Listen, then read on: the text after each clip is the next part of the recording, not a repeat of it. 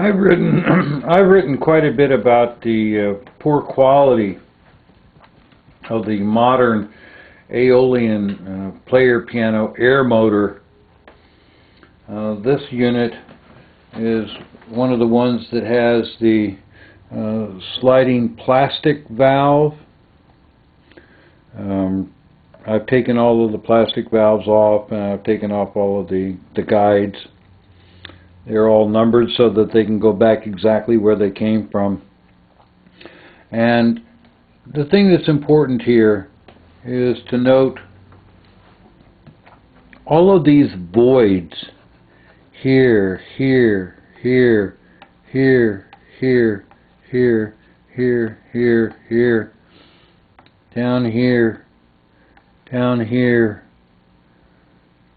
somewhat down here.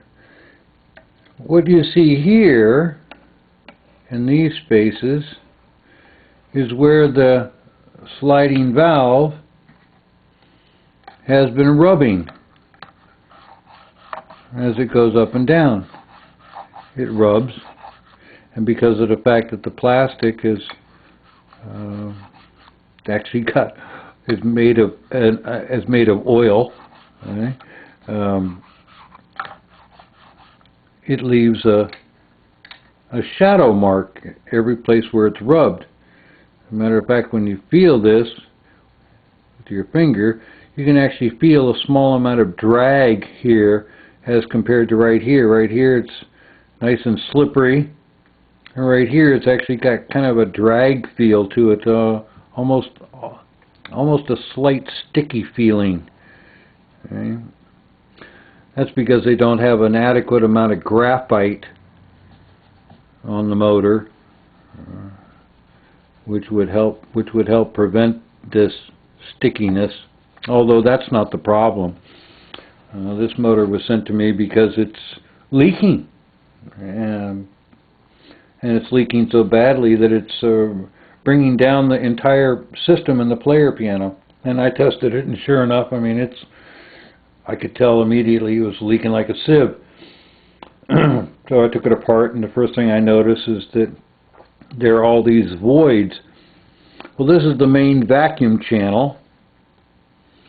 And of course, before the air can get to the bellow, it has to go through the vacuum channel. And it goes, as it slides down here, as it slides up here, the vacuum is trapped inside here. And then when it slides down to here, the vacuum transfers from here to here via this cutout right there. I'm going to try to get so that you can see in the light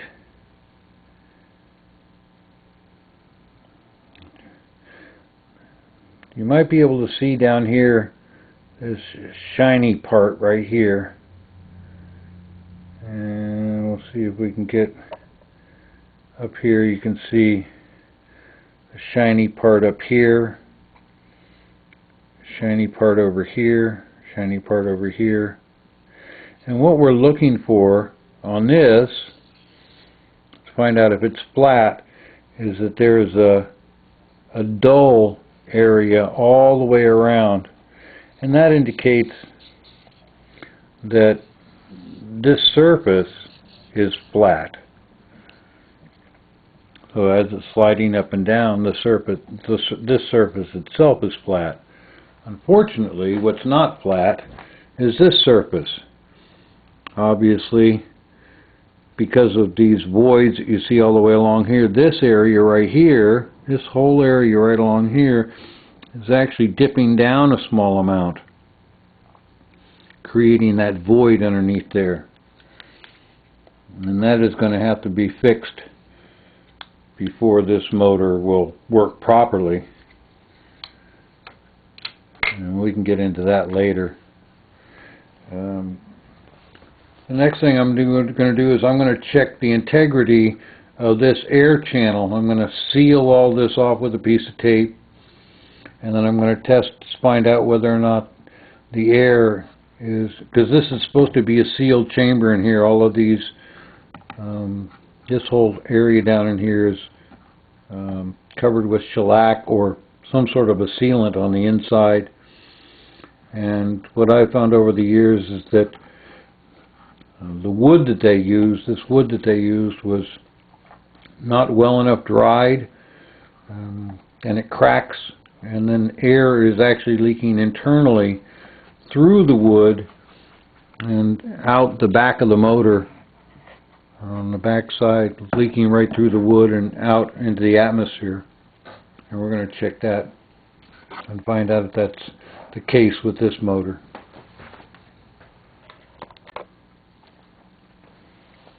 Now the next part of checking the air motor is to find out how much leakage there is in the main vacuum channel.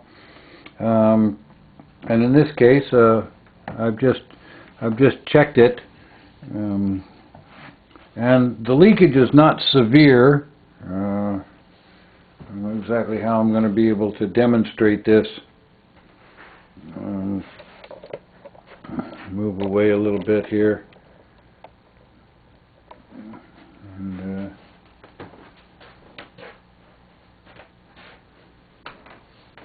basically what I do is I just suck on the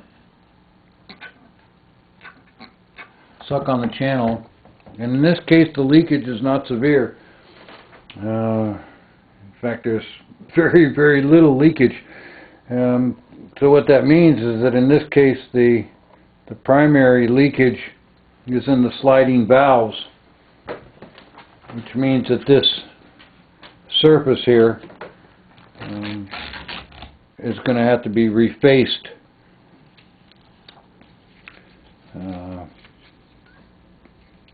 And I'll show you how I do that later.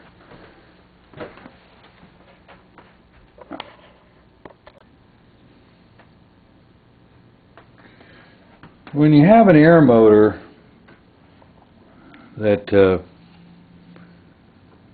has as much leakage as this air motor does, and you've determined beyond any reasonable doubt that the leakage, the problem with the leakage is that the block is not flat, and you can see this by looking at the rub marks. You can see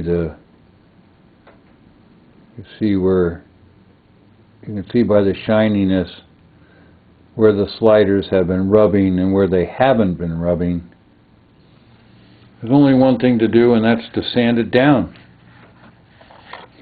And so I've put a piece of heavyweight sandpaper here. This is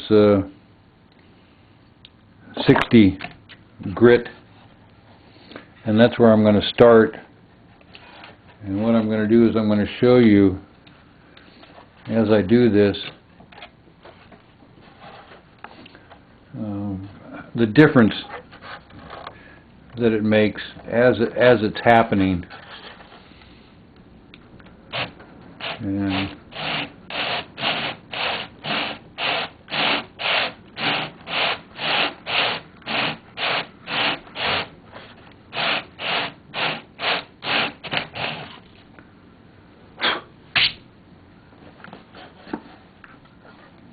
you can see that the high spots where it's starting to sand off. High spots here, here, and here. It's a slow process, and there is no easy way to do it. You know, I suppose if you had a very high-class shop, although I've never seen one that has such a feature, and you had, I guess, if you had a perfectly flat belt sander, you know, that you could put a 120 grit belt on, and you trusted yourself, I guess you could just lay it right on that, and away you go. But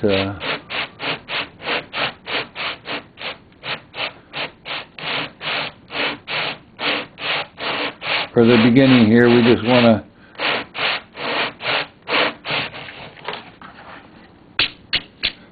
get down to the bulk of the problem. Again, you can see where the high spots are coming off.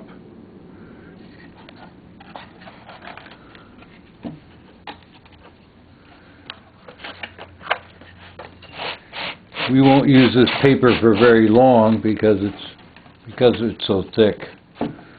Because the grit is so heavy.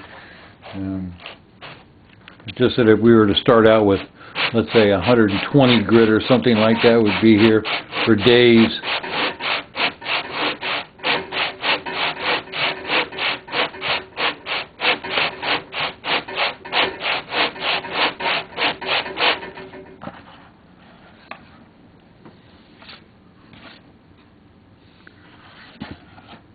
And you can see now that most of the shininess is gone.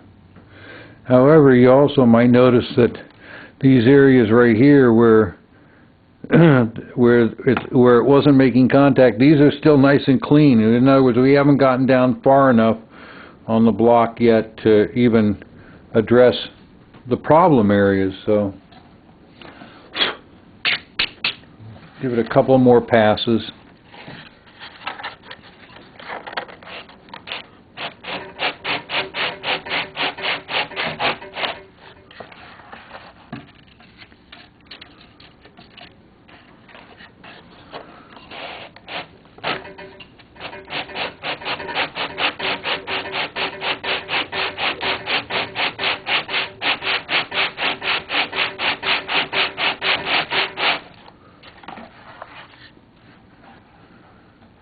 And now we've got just about all of the shininess gone, and I can see that we're starting to get into these areas. So at this point, we're going to go down to a lesser grit paper. Back in a moment. Okay, we've gone down to going down to 100 grit paper.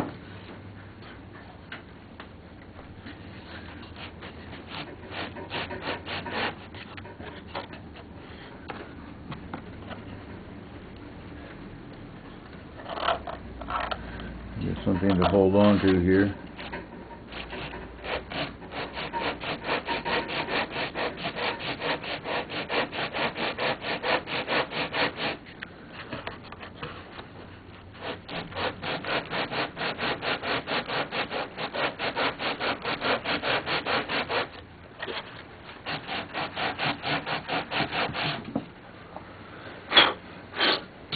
I'm also looking at the shadows here, okay, because they give me an indication of, you know, where the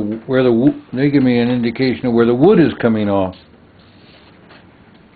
and you can start to see that this is coming down, this is coming down, this is starting to get clean.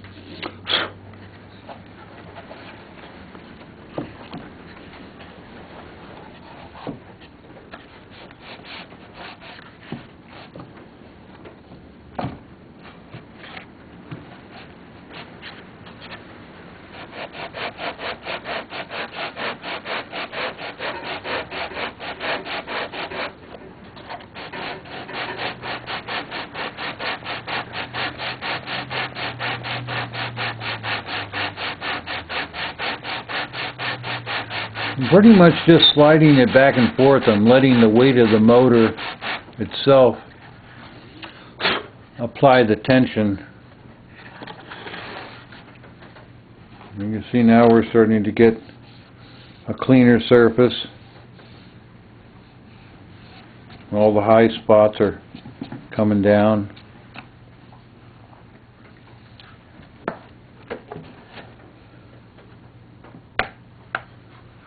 I think a couple more passes.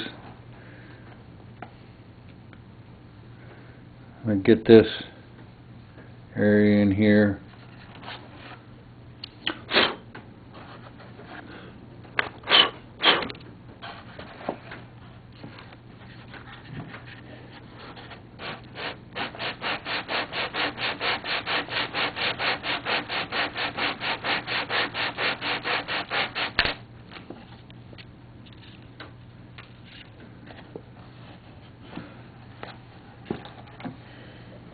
you can really begin to see that,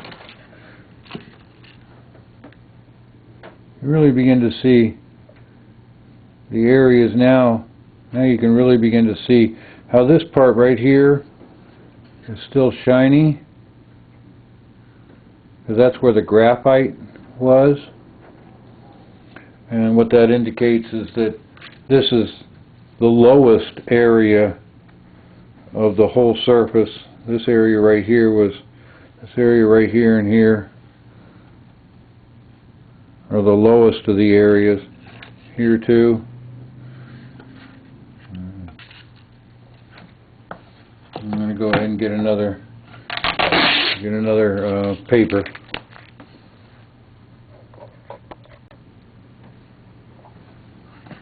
And now we've gone down to 150 grit.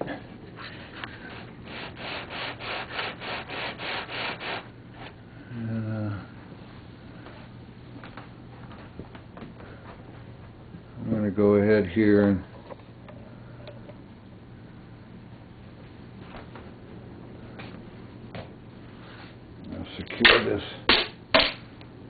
secure this glass in place. By the way, this is 3/8 inch glass that I'm doing this on. 3/8 inch piece of plate glass. I've been using this plate glass for many years for this job.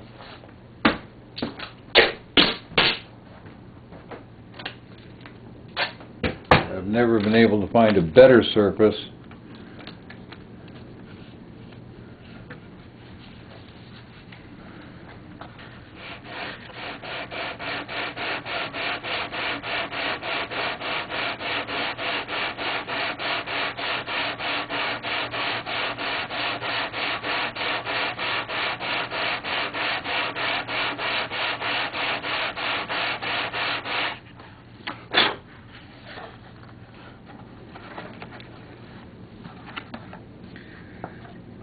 Now it's starting to really become clear where the problem was.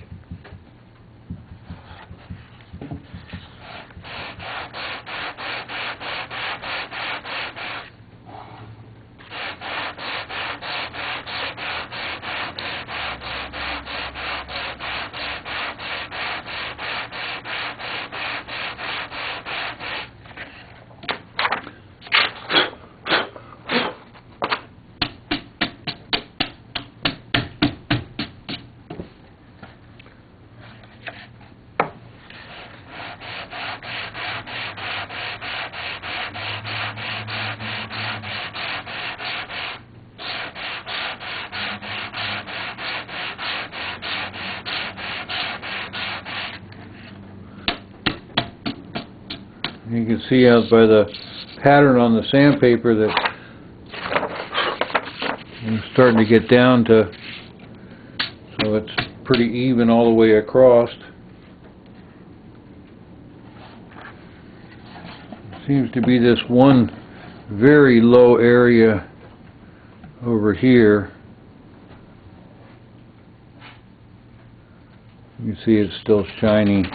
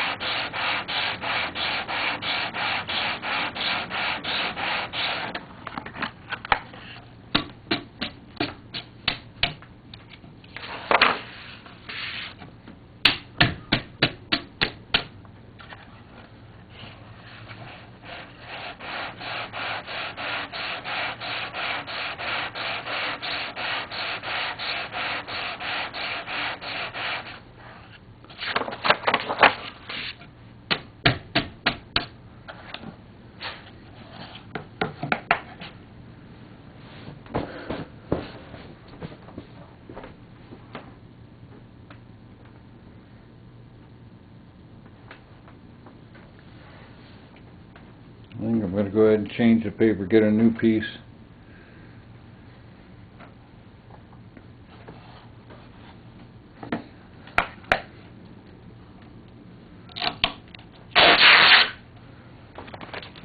It's pretty worn out.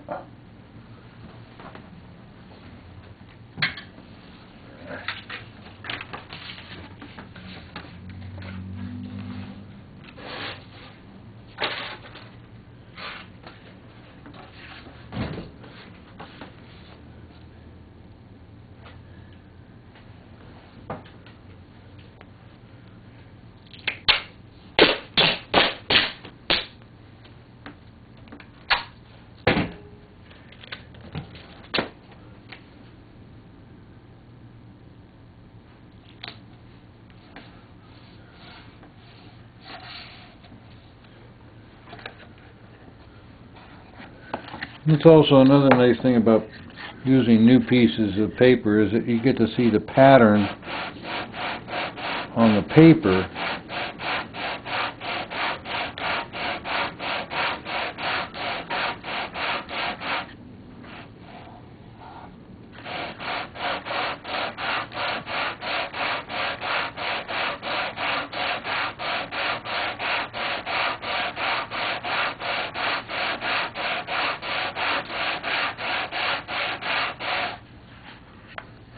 And now we're starting to get some stuff in the middle, because that's what the darkness is. You're getting that low spot, which is right there in the middle. Finally getting to that. Whereas you notice all of this is still nice light brown. This is dark. It's darkened because of the junk that's still on the block right in the middle.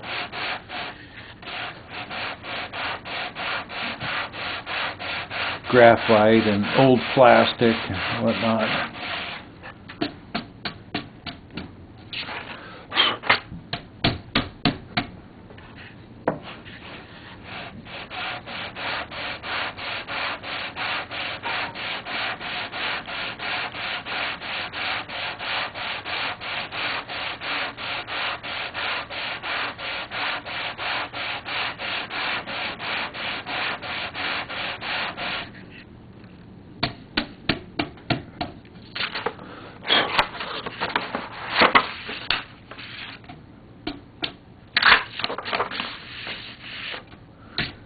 Even though it may only make a difference of 1/4 of a thousandth of an inch, I want to clean the dust out from underneath the paper and around the edges on a regular basis.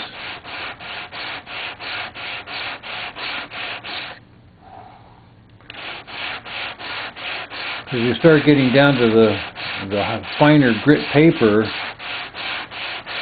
and as you do, those little differences of 1/2 of a thousandth or 1,000th of an inch, they start taking a lot of time to fix.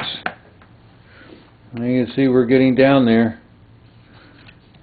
Even this area over here now, one area over there, over here, is getting better. I still see a tiny bit of shiny right here, indicating that that spot has yet to be touched by the sandpaper. It's almost hard to believe that as much as we've been doing it, it still hasn't gotten down to that low spot.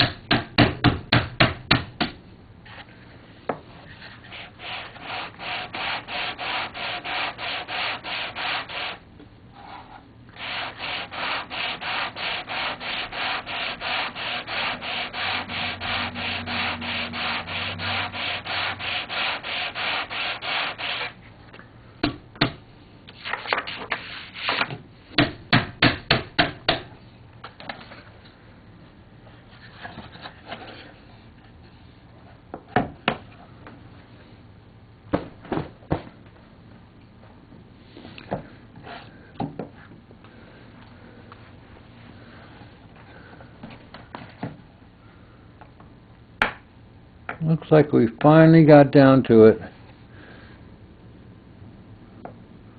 Hard to tell for absolute positive. There's obviously another relatively low spot down here.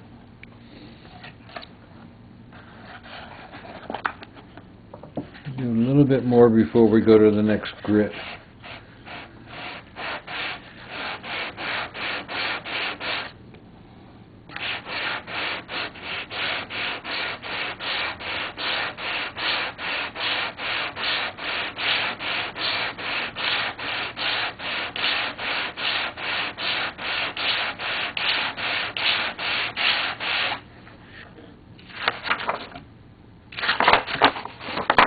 You can tell that this paper is just about worn out.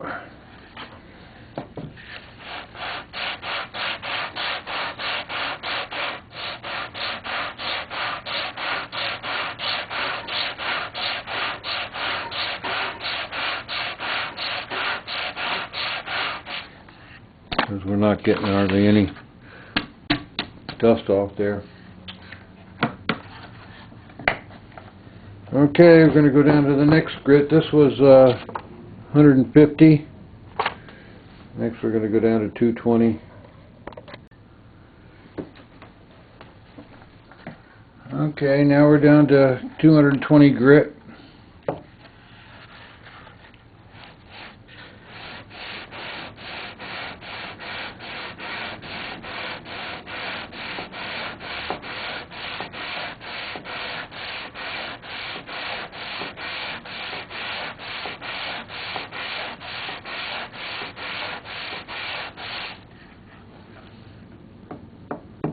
Here again, we look at the pattern on the paper. We can still see this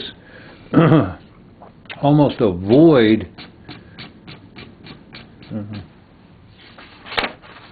in the pattern, which indicates that the majority of the sanding is being done on these surfaces right here. But that makes a little bit of sense because of the fact that there's not as much wood here. Alright, so you would expect that there'd be a little bit more sanding going on in these areas.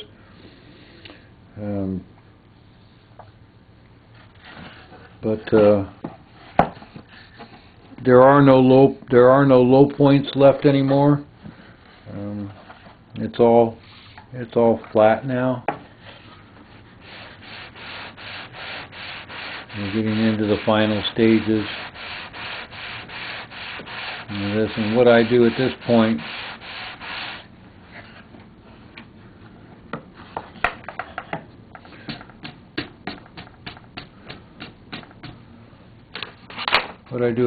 is actually test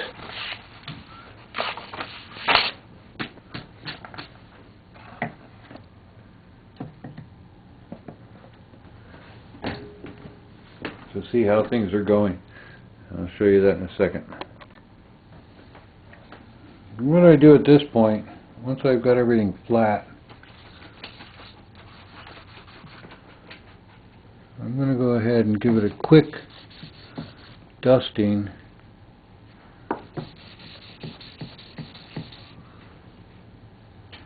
See, after I get all the sawdust off.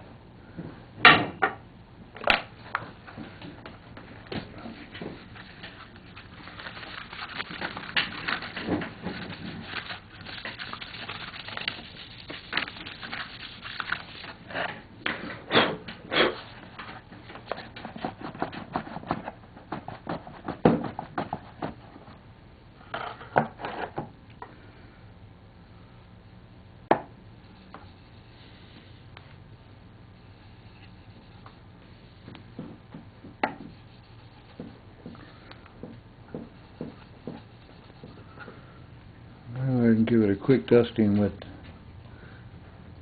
graphite.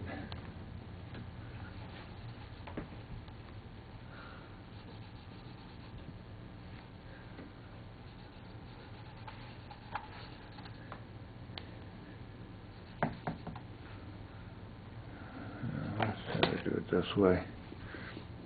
Maybe a little more effective.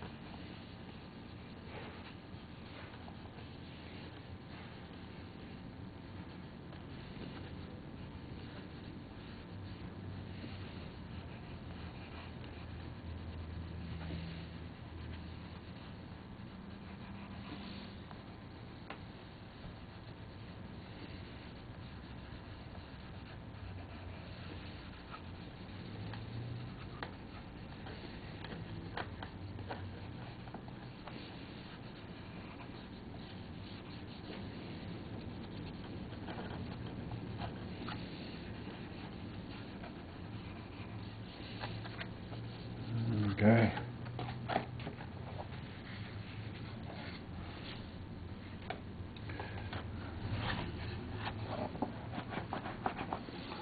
And then I'm going to make sure this is nice and clean.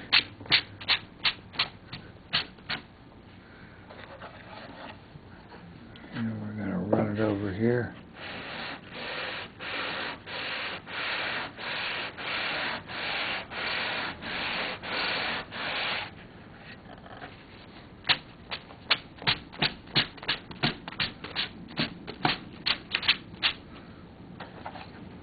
Check our pattern.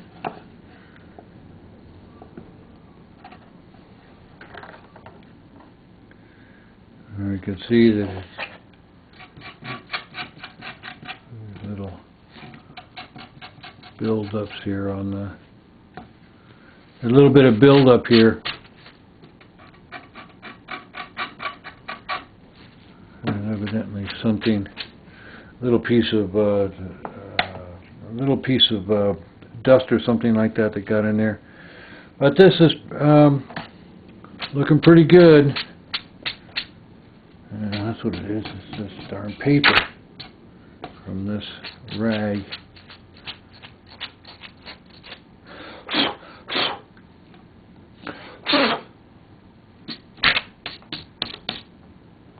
we get another piece of paper.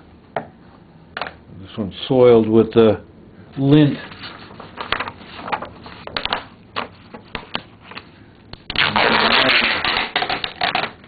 How thin lint is.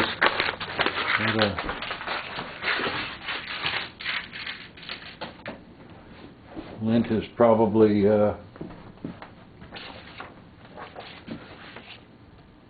maybe 5/10,000ths of an inch thick. Maybe that much, maybe less than 5/10,000ths of an inch thick, and yet it makes a difference in terms of the flatness that we see. So we'll start out with a nice fresh piece.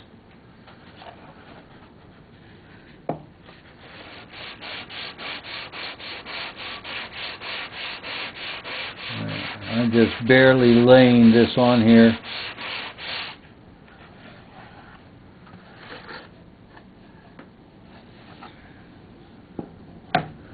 And we still have our nemesis area right over here. This one particular area of the motor that seems to be a little problematic.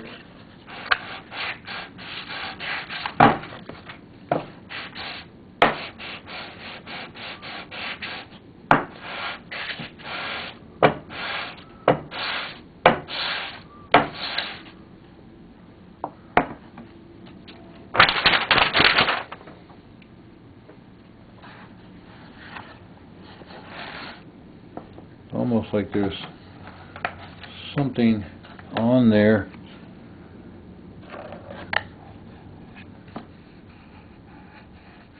Makes me wonder whether or not something's embedded in the wood.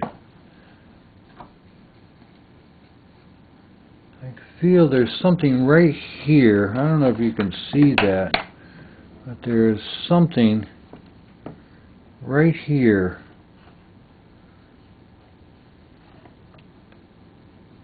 I can feel it. It's almost like there's some glue or something like that that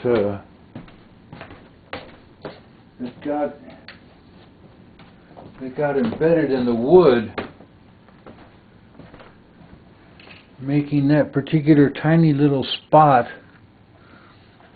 very hard. All right.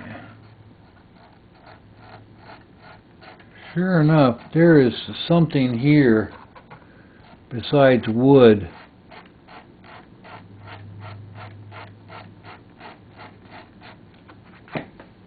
Now you can see it clearly. I don't know if you can see it clearly or not. I can see it clearly. You see that one spot right there. There's something on the wood that's harder than the wood, and that's what's been preventing me from being able to sand this area back here.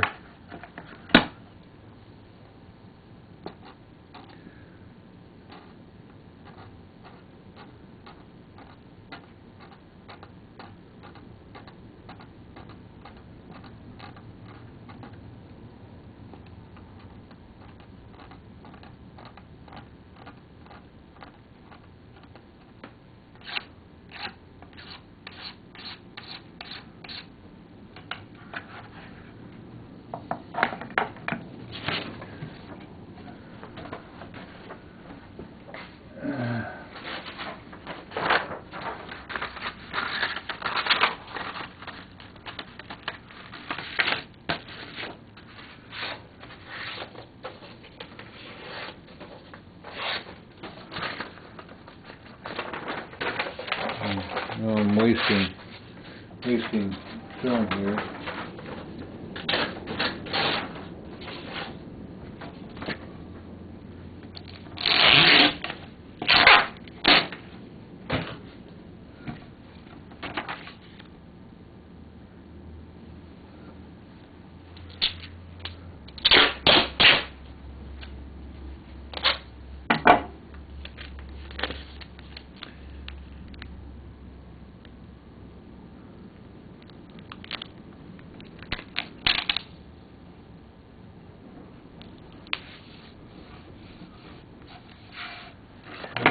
see now if we can.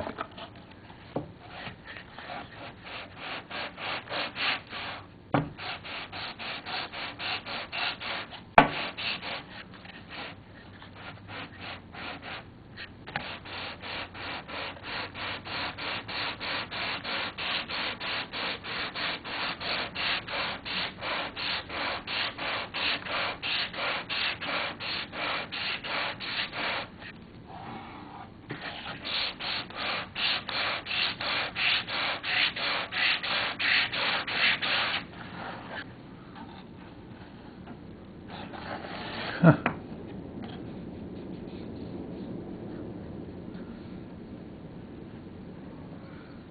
Another little area. We're going to go ahead and concentrate on this and see if we can get this fixed before we go any further. We have to get this problem solved and out of the way before we can go any further. What I did was I ended up cleaning off that area with naphtha,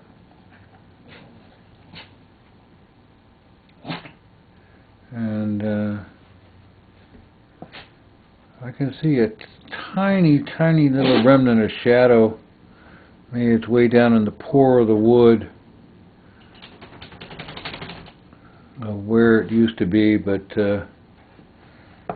I'm pretty sure I've got 95% of it out.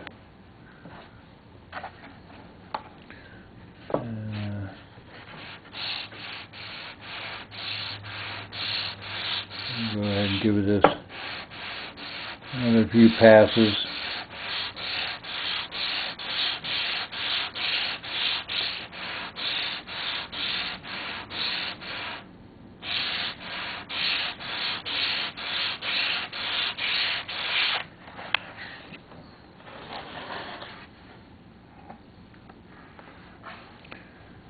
And then examine it.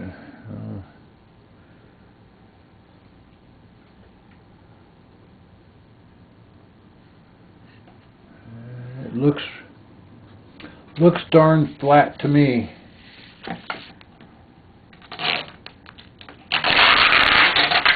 Next I'm going to go to the last grit, which is 280.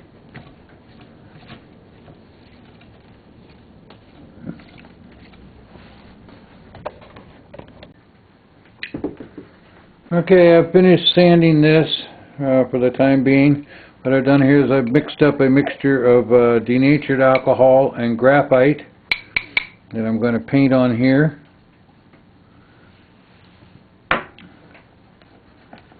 Get this level.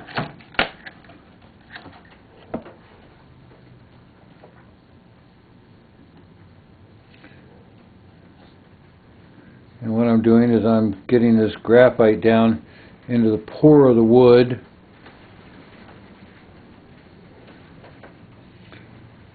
What we're trying to do here is fill up the pore of the wood with graphite.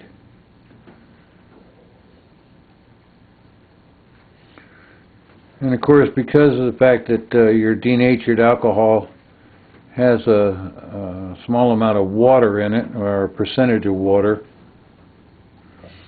and that's going to cause this wood to swell a little bit. And because of that fact, we're going to be sanding it again after we're done. Actually, I made this particular treatment a little bit too thin.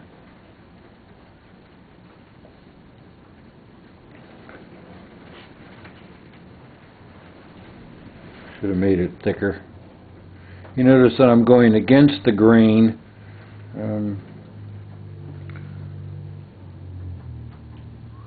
What I want to do is kind of force that graphite down into the grain. If I went with the grain, of course, that would just pull it out.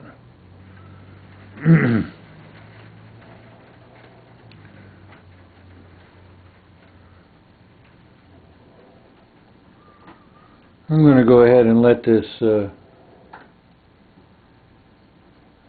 sit for a while. Let this mixture sit for a while. It's just not thick enough for my taste, and I just have to let some of the denatured alcohol evaporate.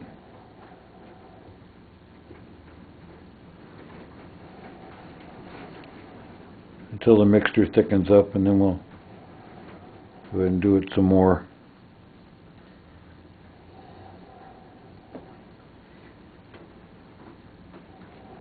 Alright.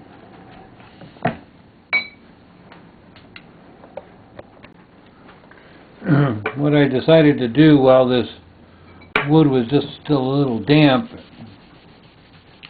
is to go ahead and use this graphite directly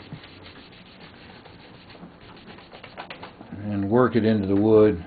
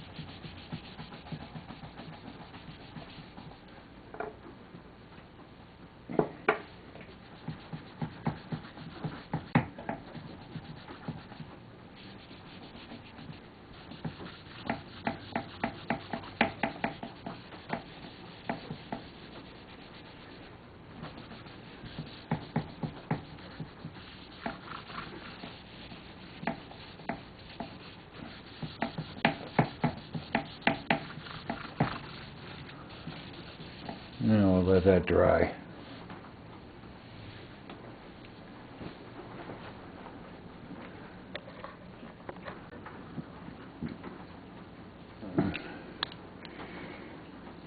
While I'm waiting for that to dry, I'm going to go ahead and start working on the sliders. I'll try to get these up nice and close, and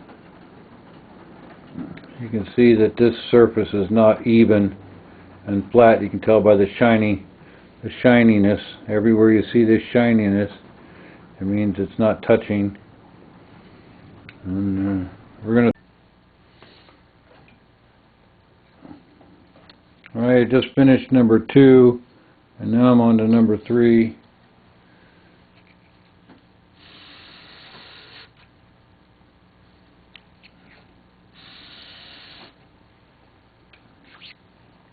These sliders are in good shape. Definitely not the source of the problem that was in this piano, or in this air motor.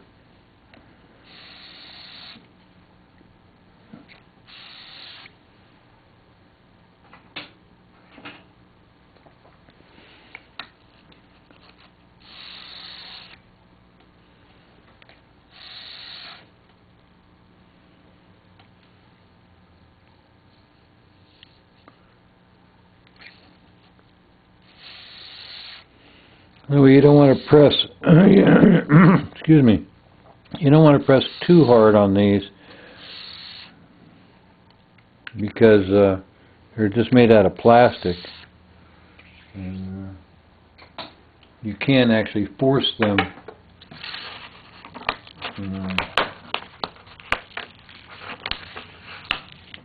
to conform to the flat surface, so you have to apply a very small amount of pressure.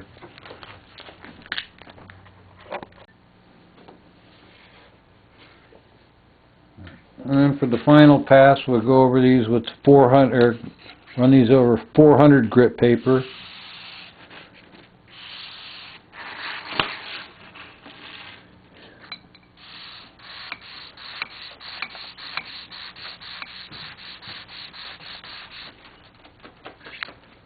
Looks nice.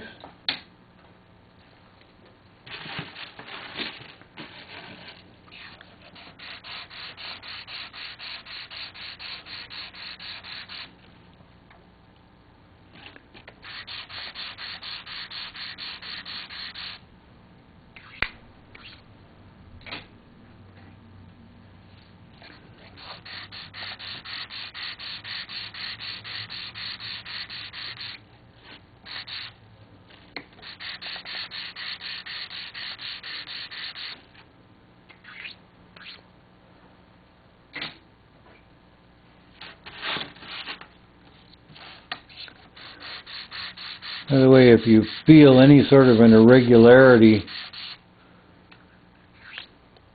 as you're doing this, stop immediately. Sometimes you'll get a little bit of a buildup. I don't know if you can see this, but right here there's a little speck. Okay? And I mean, although it doesn't amount to much, a little speck like that will put a groove in the face. And obviously that's not something that you want. Like I say, if you feel any sort of an irregularity like that right there,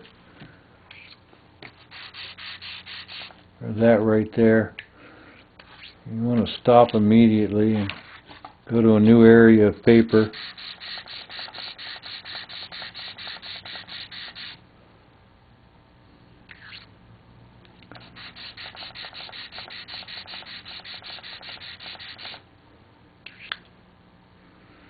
And these all look nice and flat now.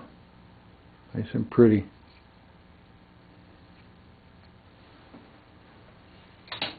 So those are all ready to go back together.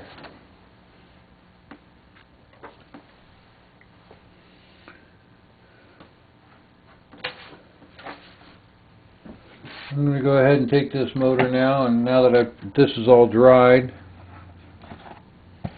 I'm going to run it over this again to see if there are any high or low spots.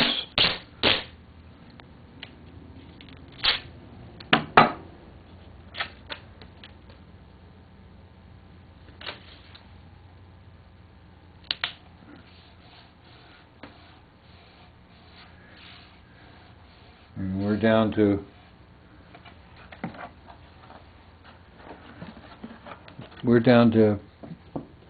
in terms of flat, we're down to, you know, less than 1/2 thousandth of an inch anywhere on the motor. And you can see that the high spots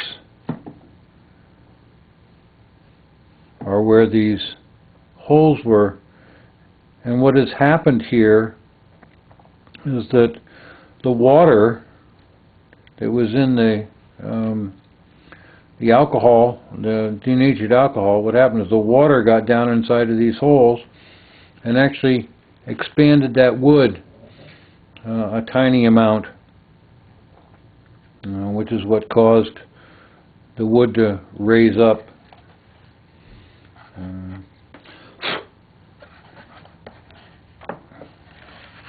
Raise the grain of the wood a small amount.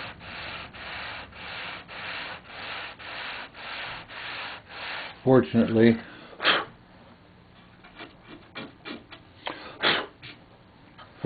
that's a non-working area.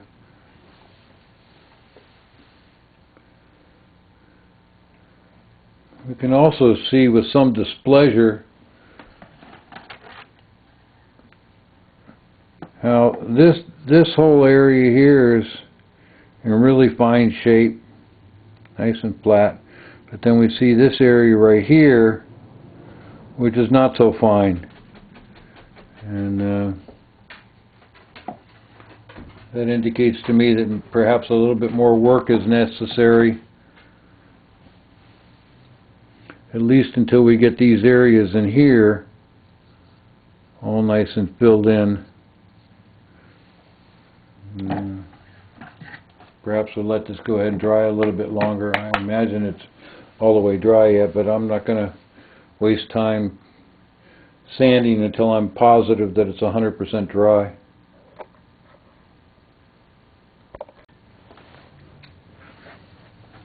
I've decided I'm going to go ahead and run the first test on this motor. I'm going to put all the sliding valves back in.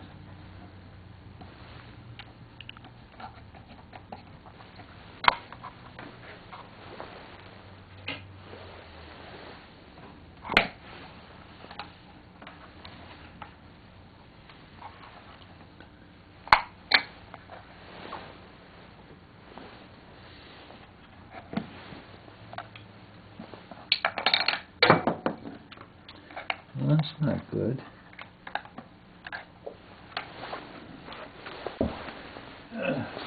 Fortunately, I wrote the numbers in there so I know what direction it goes.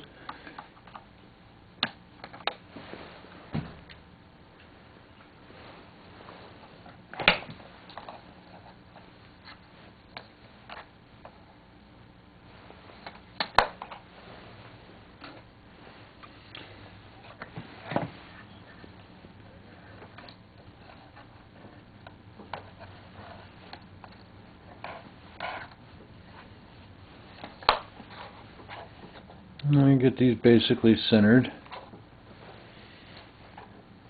And you say, well, how do you test these? And the way that you test the motor is actually just to cover this up and turn it backwards from the way that it would normally run. And what you should feel is a lot of resistance.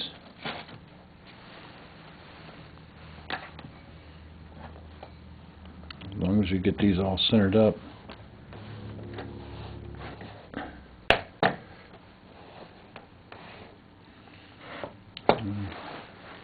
I'm not feeling a lot of resistance.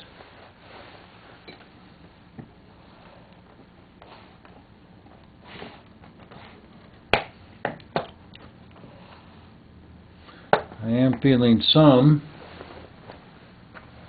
I don't know if there's a good way I can get this so that I can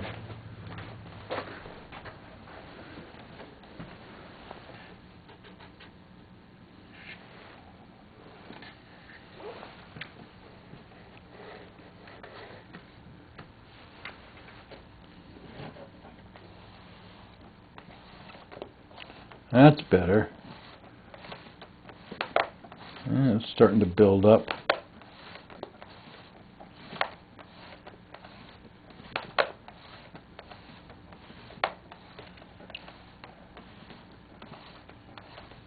Certainly 10 times better than it was. Sometimes what you have to do with these motors is what I call burn them in. What I mean by that is that you just go ahead and run the motor for a while, and then go back and examine it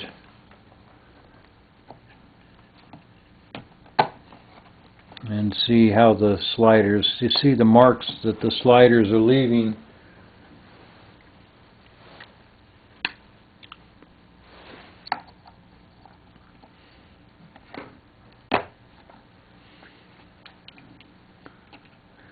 And that'll tell you, you know, where it's making a seal, where it's not making a seal.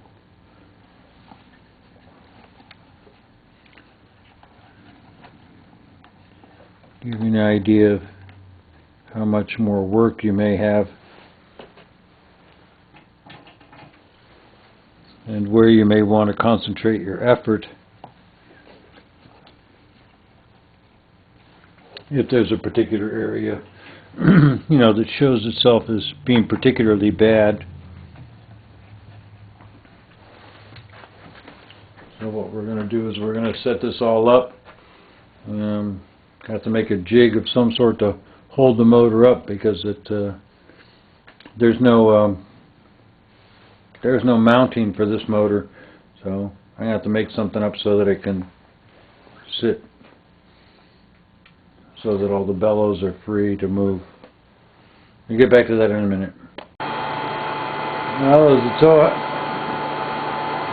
so happens, I happen to have these action stands. It's just wonderfully enough hold right onto these pieces right here, and everything's free and clear, and so I can go ahead and do a burn-in.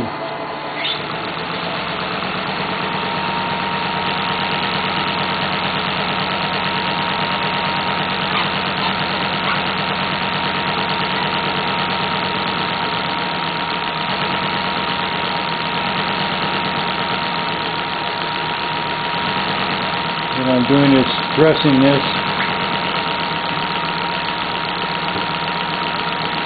And what that'll do is that pulls the sliding valve down in a little bit harder into the wood.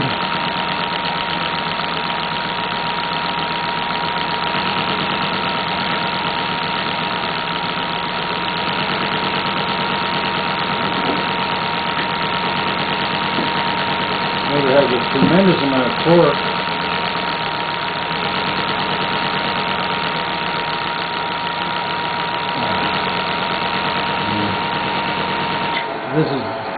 This is not a lot of vacuum. This is about 20 inches of vacuum. In fact, you can see, I don't know if you can see this, but I don't even have to actually make a connection on here.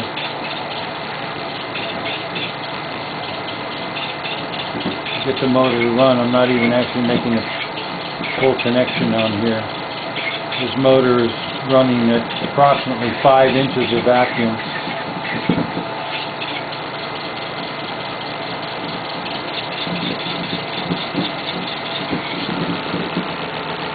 You can see that this hose, right here is a lot bigger than this. So it's not making a good seat on here.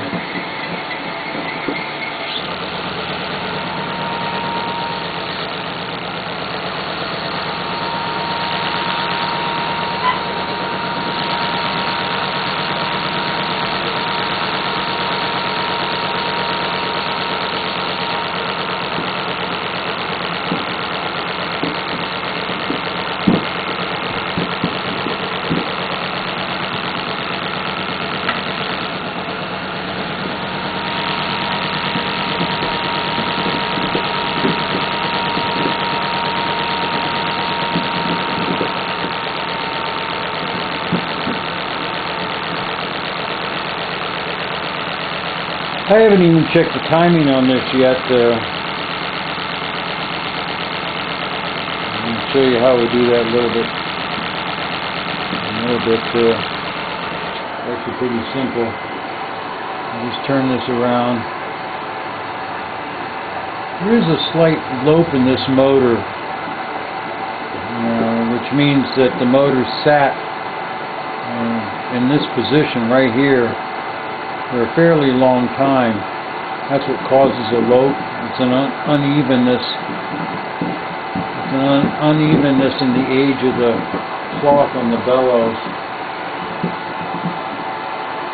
Obviously this motor sat right here for quite some time.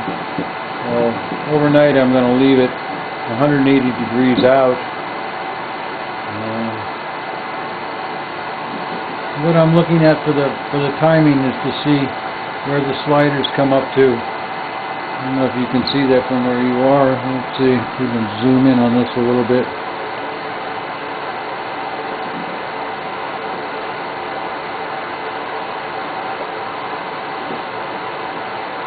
And what I'm looking at is the amount of space between the top of the hole here and the bottom of the slider. And all of these should be identical. This one right here isn't even uncovering the top. And in this case, adjusting these is just as simple as moving this metal rod right here. Just bending this rod a little tiny bit.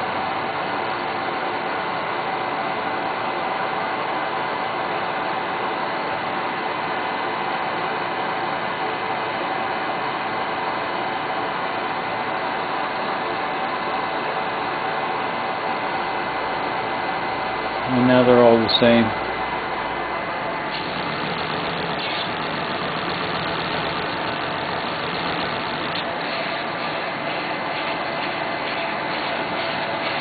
And actually, now with this very, very small amount of vacuum applied, you can see how the lope, how that unevenness and the tension on the bellows affects the performance of the motor.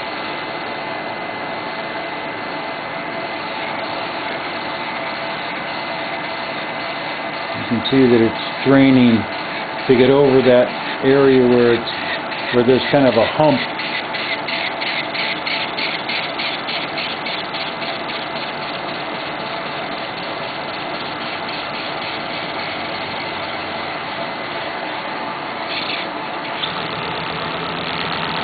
Sometimes just operating the motor for an extended period of time, like we're going to be doing right now, that I'm going to let this burn in for about a half an hour.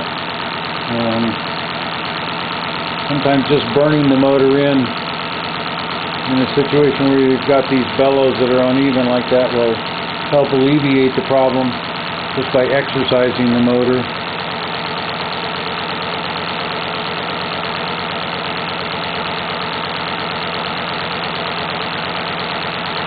So we'll let that sit for a while and let those valves burn in. One thing that's nice is that there's no perceptible vibration in the motor, which means that all of the valves are all relatively equally tight. If they weren't, if there was one chamber that was working harder than the others, it would come out as a vibration, and you would see everything here would be shaking. The fact that it's not shaking is an indication that the motor is fairly well balanced in terms of its utilization of the vacuum. So we'll just let that go for a while.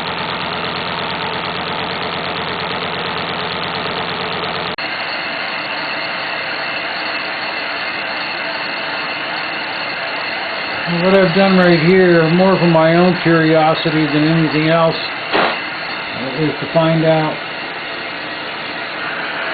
how much vacuum this motor is actually utilizing to work. I don't know if you can see that gauge, but it's registering about 2 inches. Actually, it's hardly moving the gauge at all. About 2 inches of vacuum.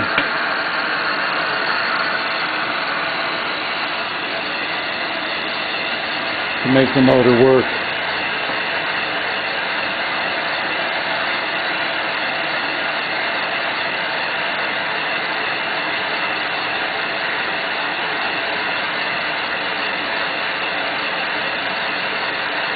And the motor will work on 2 inches of vacuum.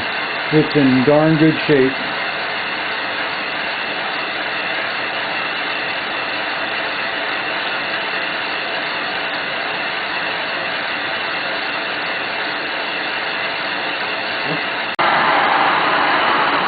And what I've done now is I've restricted the flow on this side by putting a smaller escape port there. And now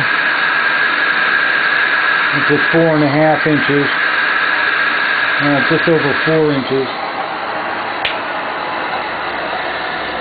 And we'll hook it back up. And that's how the motor is working on 4 inches of vacuum.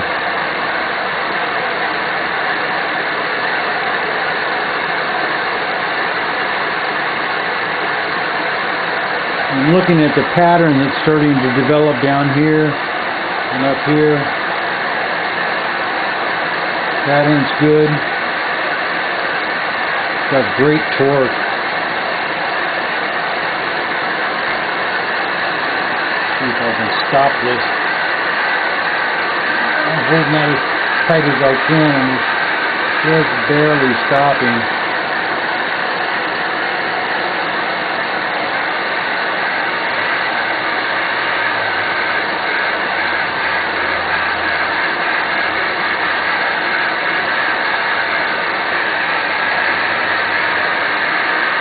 Turning it backwards now to see how each one of the chambers feels.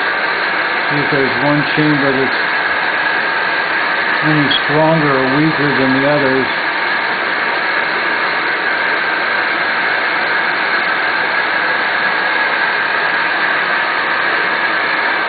And this chamber right here feels a little bit weak.